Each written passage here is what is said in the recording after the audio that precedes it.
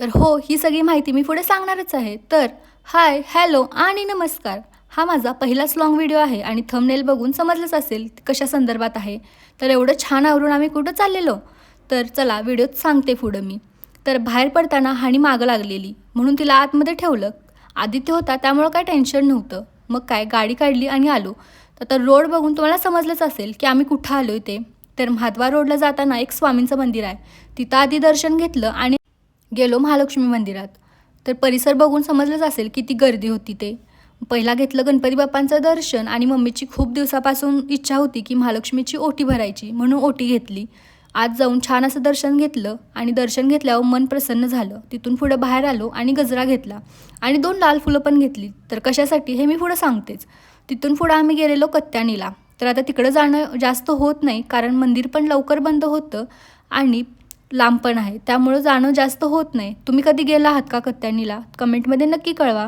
तर त्या परिसरात छान असा एक कुंड आहे आणि त्या कुंडामध्ये खूप सारे कासवं आहेत आणि त्यांना बघून एवढं छान वाटत होतं की बास. मग तिथून पुढं देवीचं दर्शन घेतलं आणि थोडा वेळ बसून घरी जायला निघालो. घरी आल्यावर हानी खूप खुश झालेली बघून. त्याच्यानंतरनं थोडी कॉफी घेतली आणि लागलो कामाला. आधी सगळं जेवण करून घेतलं आणि गोडमध्ये मखाण्याची खीर केली. मग त्याच्यानंतरनं मम्मी बसली पूजेला. तर पूजेच्या आधी संकल्प करावा. तो कसा? तर आपण पारायणाला किंवा कुठलेही व्रत करताना जसा संकल्प करतो तसाच केला मम्मीनं पण. तर एका साईडला नारळ, त्यावर अक्षदा, हळदी कुंकू आणि फूल ठेवलं आणि हा नारळ पूर्ण व्रत झाल्यावरच फोडायचा. त्याच्यानंतरनं एक तामण किंवा प्लेट घ्यायची. त्यामध्ये आपल्या हातात हळदी, कुंकू, अक्षदा, फूल ठेवायचं आणि आपल्या मनात जी इच्छा आहे ती बोलायची आणि 3 वेळा पाणी सोडून ते त्यामध्ये सोडायची आणि हे पाणी सकाळी तुळशीत वतावं. आणि हे व्रत का करावं हे मी सांगते. आपल्याला खूप साऱ्या अडचणी येत असतील, आपली कोणती इच्छा असेल जी पूर्ण होत नाही आहे, कुणाचं लग्न असेल किंवा कोणाला जॉब मिळत नसेल, तर हे व्रत केल्यावर ह्याचा फायदा आपल्याला नक्कीच होईल किंवा फळ आपल्याला लवकरच मिळेल. नंतरनं हे व्रत कसं करायचं आणि कधी करायचं? तर हे व्रत कोणत्याही शुक्रवारी तुम्ही करू शकताय. तर एकूण 11 किंवा 21 शुक्रवार हे व्रत करावं. तर त्याची विधी किंवा पद्धत काय आहे तर ते सांगते. तर एका कळशीमध्ये पाणी आणि त्यामध्ये पैसा, सुपारी, हळदी कुंकू, अक्षता घालाव्यात आणि त्यावर हळदी कुंकवाची बोटे ओढावीत आणि त्यावर वाटी किंवा प्लेट ठेवावी आणि त्या प्लेटमध्ये सोन्याचा दागिना. आता जर सोन्याचा दागिना नसेल, म्हणजे सहसा सगळ्यांकडं असतोच, पण कुणी बँकेत वगैरे लॉकरला ठेवला असेल तर चांदीचा दागिनासुद्धा चालतो किंवा पैसेसुद्धा चालतात. 1 रुपयाचा कॉईन, त्याची हळदी कुंकू आणि फूल वाहून पूजा करायची आणि नंतरनं जिथं आपण पूजा करणार आहे तिथं छान असं वस्त्र हातरायचं. त्यावर तांदळाची रास ठेवायची आणि त्यावरती कळशी ठेवायची. मग जे महालक्ष्मीचं यंत्र असतं, ज्याला श्रीयंत्र असं म्हणतात, त्याची पूजा करायची. त्याला हळदी कुंकू व्हायचं आणि ते तिथं. आणि जर तुमच्याकडे यंत्र नसेल तर वैभवलक्ष्मी व्रत कथेचं जे पुस्तक आहे त्यामध्ये ते यंत्र आहे त्याची पूजा करायची. त्याच्यानंतरनं जे पुस्तक आपण वाचणार आहे त्याची पूजा करून घ्यायची. आता हे व्रत कोणी करायचं? तर सौभाग्यवती स्त्रीनी हे व्रत केल्यास त्याचे उत्तम फळ मिळते. घरात जर सौभाग्यवती स्त्री नसेल तर कोणतीही स्त्री किंवा कुमारिका हे व्रत करू शकतात. आता पुरुषांनी हे व्रत करायचे का? तर हो, हे व्रत पुरुषांनी केले तर उत्तम फळ अवश्य मिळतं. हे व्रत श्रद्धेने आणि पवित्र भावाने करायचे असते. मनात नसेल तर किंवा कंटाळून हे व्रत करू नये. नंतर हे व्रत किती दिवस करायचे? तर हे व्रत करण्याकरिता 11 किंवा 21 शुक्रवार नक्की करावेत. नंतरनं एकदा व्रत पूर्ण झाले की पुन्हा व्रत करू शकतो का? तर हो, एकदा व्रत पूर्ण झाले की पुन्हा त्याचा संकल्प सोडून पुन्हा ते व्रत करू शकतो. तसेच जे श्रीयंत्र आहे ते लक्ष्मी मातेला अतिप्रिय यंत्र आहे, त्यामुळे त्याची पूजाही झालीच पाहिजे.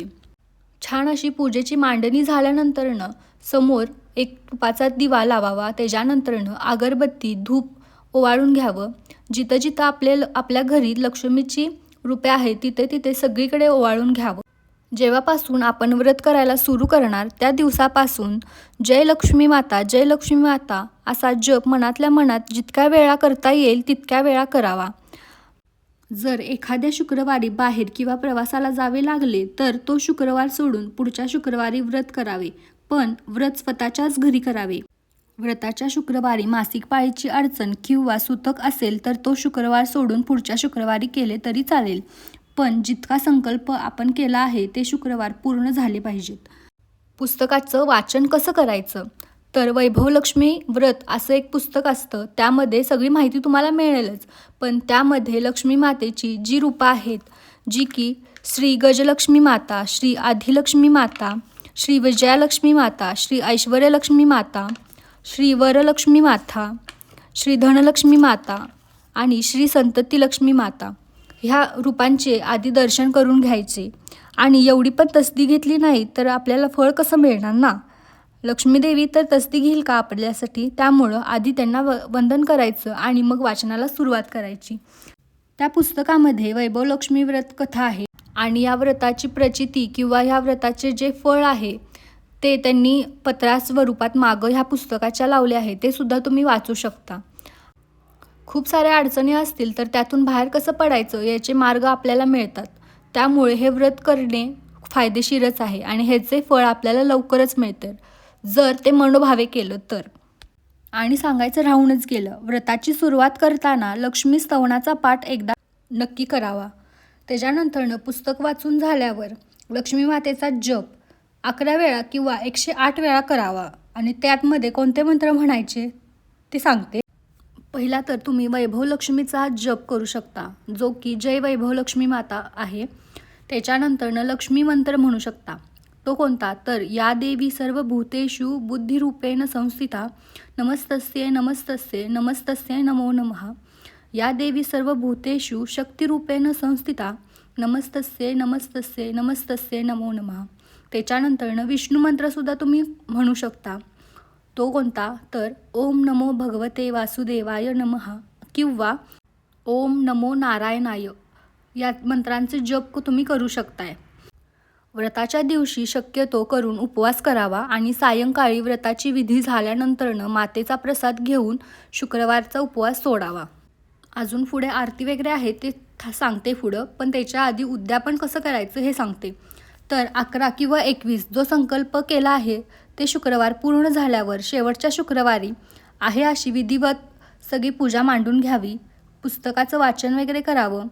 नंतरनं 7 भगिनींना किंवा 11, 21, 52 किंवा 101 साहित्य सामग्री किंवा वैभवलक्ष्मी व्रत कथेचं जे पुस्तक आहे ते भेट म्हणून द्यावं. त्याच्यानंतरनं जो प्रसाद केला आहे नैवेद्य दाखवायला, तोच प्रसाद त्या भगिनींना द्यावा आणि अशा पद्धतीनं उद्यापन करावे.